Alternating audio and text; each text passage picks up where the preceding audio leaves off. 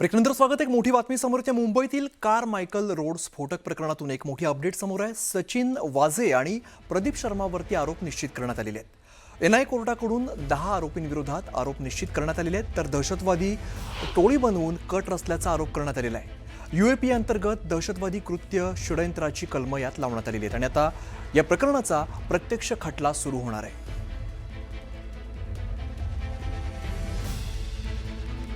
माझे सहकारी प्रशांत बाग सध्या आपल्यासोबत आहेत, त्यांच्याकडे आपण थेट जाऊया। प्रशांत, आपण बघतो सचिन वाझे आणि प्रदीप शर्मावरती आता आरोप निश्चित करण्यात आलेत, काय अधिकचा तपशील आहे?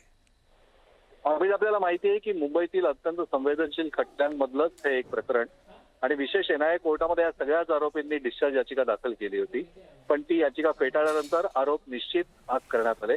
विशेष एनआयए कोर्टात जे आरोप निश्चित करण्यात आले, सचिन वाझे यांना मुख्य सूत्रधार म्हणून बघितलं गेलंय आणि डिजिटल आणि तांत्रिक पुराव्यांच्या आधारे प्रदीप शर्मा आणि यासह इतर आरोपींना सुद्धा या पूर्ण प्रकरणामध्ये आरोप निश्चित करण्यात आलेले आहे। अर्थात अत्यंत महत्वाचे दोन त्याच्यामध्ये कलम आहे। आपल्याला माहिती की यूएपी आहे, संघटित गुन्हेगारी दहशतवादी कारवाया, आणखी याच बरोबर की मनसुख हिरेन हत्या प्रकरण, म्हणजे हे प्रकरण लपवण्यासाठी म्हणून मनसुख हिरेनची हत्या केली आहे। अर्थात या प्रकरणाची सुनावणीमध्ये अनेक वेगळ्या प्रकारचे तांत्रिक पुरावे सुद्धा समोर येणार आहे, कारण या प्रकरणामध्ये सचिन वाझे आणि इतर काही आरोपी थेट संबंध समोर जरी आले असले तरी आतापर्यंत प्रदीप शर्मा यांचे आणि यांच्यासह अजून 2 आरोपींचे प्रत्यक्ष संबंध मात्र समोर आलेले नाहीये।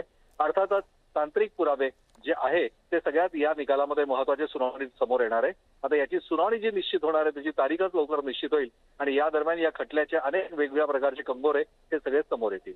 आम्ही प्रशांत, धन्यवाद या सगळ्या सविस्तर माहितीसाठी। तर मुंबईतील कारमायकल रोड स्फोटक प्रकरणातून एक मोठी अपडेट आपण बघतोय। सचिन वाझे आणि प्रदीप शर्मावरती आरोप निश्चित करण्यात आले आहेत। एनआयकडून 10 आरोपींविरोधात हे आरोप निश्चिती करण्यात आलेली आहे आणि दहशतवादी टोळी बनवून कट रचल्याचा आरोप करण्यात आला आहे। यूएपी अंतर्गत दहशतवादी कृत्य षडयंत्राची कलम यात लावण्यात आलेली आहेत आणि आता या प्रकरणाचा प्रत्यक्ष खटला देखील सुरू होणार आहे।